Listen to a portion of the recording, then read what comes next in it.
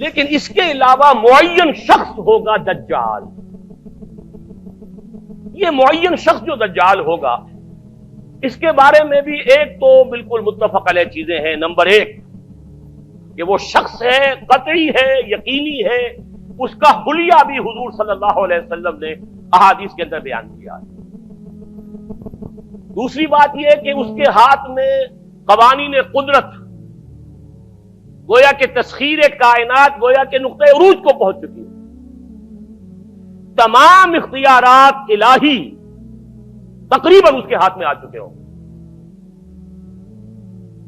جو بڑے سے بڑے معجزے اللہ تعالیٰ نے نبیوں کو دیے ہیں وہ معجزے کر کے دکھائے گا. وہ مردہ کو زندہ کرے گا، مردہ لوگوں کی افواہوں کو لے کر آئے گا، ان کی روحوں کو، اگرچہ جھوٹی روحیں ہوں گی، وہ شیاطین جن ہوں گے جو ان کا بھیس بدل کر آئیں گے، لیکن یہ کہ وہ لوگوں سے کلام کریں گی. یہ اسپرچولیزم جو اپنی انتہا کو پہنچا ہوا ہے یورپ میں اور مغرب میں، یہ در حقیقت اسی کا ایک مظہر ہے. وہ کھلے بیابان کو کہے گا جہاں بالکل ٹکیل جو ہے وہ صحرا تھا، گل و گلزار کر دے گا جب چاہے گا، جب چاہے گا، جہاں چاہے گا بارش برسائے گا. فاصلہ اس کے لیے بے معنی ہوگا. اس کی سواری وہ ہوگی کہ جس کے دونوں کانوں کے درمیان فاصلہ 80 ہاتھ کا ہوگا. یہ سارے جو آج آپ کی اس ٹیکنالوجی کی جو انتہا جا رہی ہے اور جدھر جا رہی ہے، اس کو اچھی طرح سمجھ لیجیے. آج سے 100 سال پہلے شاید انسان ان چیزوں کا تصور نہ کر سکتا. وہ کوئی سواری ایسی بھی ہو سکتی ہے جس کے دو کانوں کے درمیان کا فاصلہ جو ہے وہ 80 ہاتھ کا ہو. آپ کے یہ سارے جیٹس جو ہیں وہ کیا ہیں؟ ان کے رڈارز جو لگے ہوئے ہیں، دونوں کان ہیں ان کے. اس کا ایک قدم اگر مدینے میں ہوگا تو دوسرا بیت المقدس میں ہوگا. اس کی آواز پوری دنیا میں سنی جائے گی. سنی جا رہی ہے کہ نہیں؟ یہ ساری قدرت، ساری قوتیں، تسخیر کائنات کلیتاً ایک آدمی کو چیر کر دو ٹکڑے کرے گا، دونوں ٹکڑوں کو علیحدہ کرے گا، ان کے درمیان چلے گا اور پھر ان دونوں کو جوڑے گا اور کھڑا کر دے گا. احادیث میں ساری موجود ہے. سرجری جدھر جا رہی ہے کوئی عجب نہیں کہ وہاں تک آدمی پہنچ جائے. فریز کر کے تو یہ معاملہ اب ہو ہی سکتا ہے، لیکن یہ کہ ابھی اگلا اور قدم کیا ہوگا کچھ نہیں کہہ سکتے. یہ چیزیں تو ہیں متفق علیہ.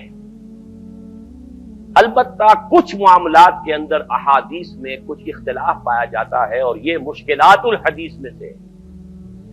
اور میں بھی چونکہ اس مسئلے میں اب تک بھی اسی درجے میں، ابھی قطعیت کے ساتھ میں کوئی بات نہیں کہہ پا رہا ہوں، لیکن اب چونکہ گمان غالب کے درجے میں ایک رائے تک پہنچ چکا ہوں، اس لیے میں نے آج اس بات کو آپ تک پہنچانے کے لیے یہ عنوان اختیار کیا. اس لیے کہ حدیث میں جو آتی ہے تفاصیل اس سے معلوم ہوتا ہے کہ یہ دجال دو دجل کرے گا. یا تو وہ دو دجل کرنے والے دو دجال علیحدہ ہیں، یا یہ دونوں دجل کرنے والا شخص ایک ہی ہے. بس یہ مسئلہ ہے کہ جو آج تک مجھ سے حل نہیں ہوا تھا، اب تک کہنا چاہیے آج تک نہیں. اور یہ اس میں علماء سے بھی گفتگو ہوئی ہے، اور جن لوگوں نے اس خوب موضوعات پر اپنا وقت لگایا ہے ان سے بھی گفتگویں ہوئی ہیں، تو وہ بھی اس مسئلے کو حل کرنے سے تاحال قاصر رہے. لیکن یہ کہ اب میری رائے یہ ہے کہ یہ دو شخص ہیں علیحدہ علیحدہ، واللہ عالم. لیکن ایک رائے تک میں پہنچ چکا ہوں، اس لیے وہ رائے آپ کے سامنے رکھ رہا ہوں، اور آپ کے ذریعے سے وہ آگے بھی پھیلے گی تو اہل علم کے ساتھ جو ہے اس معاملے کے اندر تبادلہ خیالات کی بھی نوبت آئے گی انشاءاللہ. لیکن یہ کہ اس میں یہ بات قطعی اور یقینی ہے کہ اس طرح کا ایک شخص پیدا ہوگا. البتہ یہ کہ آیا وہ دو ہوں گے دو مختلف اوقات میں، یا ایک ہی ہوگا ایک ہی وقت میں، صرف اس میں اختلاف ہے. میرے نزدیک وہ دو ہوں گے. ایک وہ شخص جو جھوٹا مسیح ہونے کا دعویٰ کرے گا، المسیح الدجال. جیسے حضور نے فرمایا میری امت میں 30 دجال اٹھیں گے جو نبی کا دعویٰ کریں گے، جن میں سے 5-6 تو حضور کے اپنے زمانے میں اور آپ سے متصل اٹھ کھڑے ہوئے تھے. بعد میں محمد علی باب ہو، بہاء اللہ ہو، قادیانی اور نہ معلوم کہاں کہاں کون کون اٹھے ہوں گے، واللہ عالم. اسی طریقے سے ایک شخص مسیح ہونے کا دعویٰ کر کے کھڑا ہوگا، یہودی ہوگا. یہ ہے اصل میں وہ شے.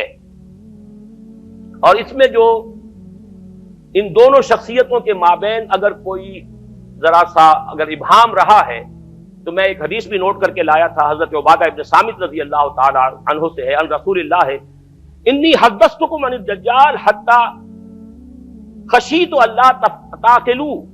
میں نے تمہیں دجال کے بارے میں بہت سی باتیں بتائی ہیں تو مجھے یہ گمان ہوا کہ شاید تم اسے سمجھ نہ پاؤ.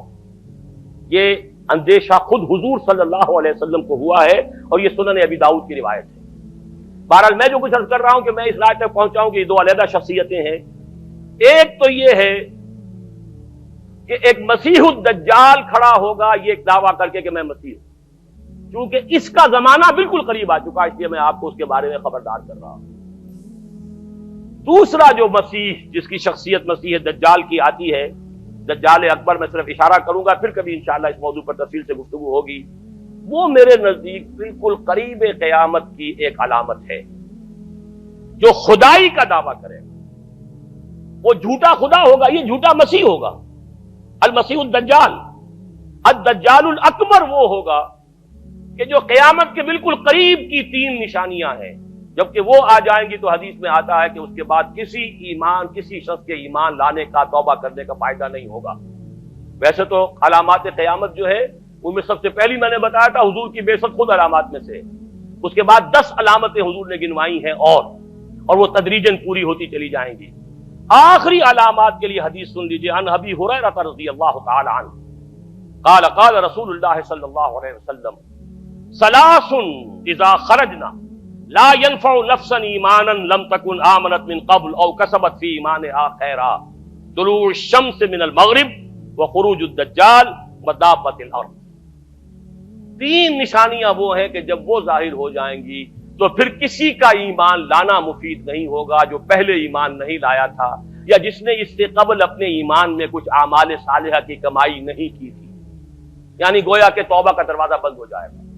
جیسے جب موت کے آثار شروع ہو جاتے ہیں تو توبہ کا دروازہ انسان کے لیے بند، اب جب موت کے آثار شروع ہو گئے اب توبہ کرنا فائدہ نہیں، اس سے پہلے توبہ کا دروازہ کھلا ہوا، معلوم یغرغر، جبکہ وہ موت کے آثار شروع ہو جاتے ہیں، گھنگرو بولنا شروع ہو جاتا ہے، معلوم ہوتا ہے کہ اب جا رہا ہے، اب توبہ بیکار۔ اسی طریقے سے پوری نوع انسانی کے لیے توبہ کا دروازہ بند ہوگا ایک وقت میں آ کر کہ اب کسی کے لیے توبہ نہیں، ایمان نہیں، اور اس کے لیے 3 علامتیں بیان ہوئی ہیں، یہ بھی مسلم شریف کی روایت ہے۔